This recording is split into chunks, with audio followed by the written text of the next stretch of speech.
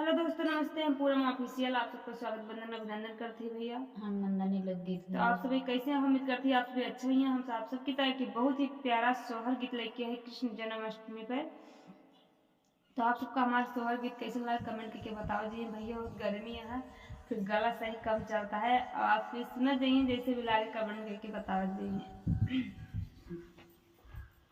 कि जौने दीना कृष्ण जन्म लिए धरती आनंद भाई, धरती आनंद भाई हो। सखिया बजैला गई आनंद बधैया, उठना लागे सोहर, उठना लागे सोहर हो। अलख जगवैये का जोगिया दुआरे मोरे आवै, दुआरे मोरे आवै हो। जोगिया कवाना जरूरत है लागी, दुआरे मोरे आया, दुआरे मोरे आया हो। कि जोगिया तुम्हें भिक्षा दिया बैठो भोजना करऊ, बैठो भोजना करऊ बई हो।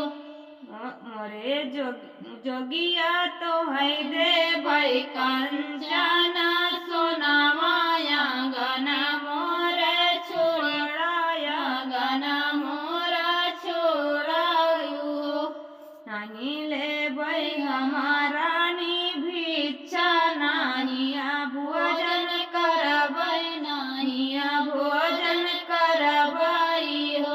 रानी नहीं लेबै कंचना सोना माया गना नाही छोड़बै, गना नाही छोड़बै हो। तुही मोरी मैया यशोदा तो कृष्ण के मैया, तो कृष्ण के मैया नु। मैया कृष्ण दरस बिनु आए तो हम नहीं जाबै, तो हम नहीं जाबै हो। तुही जोगी जोगिया के जोग जाना यौरा उठो न जाना, यौरा उठो न जाना हो। जोगिया 12 दिन के कान्हैया नजर लागी जई है, नजर लागी जई है हो। नहीं हम मैया हम नहीं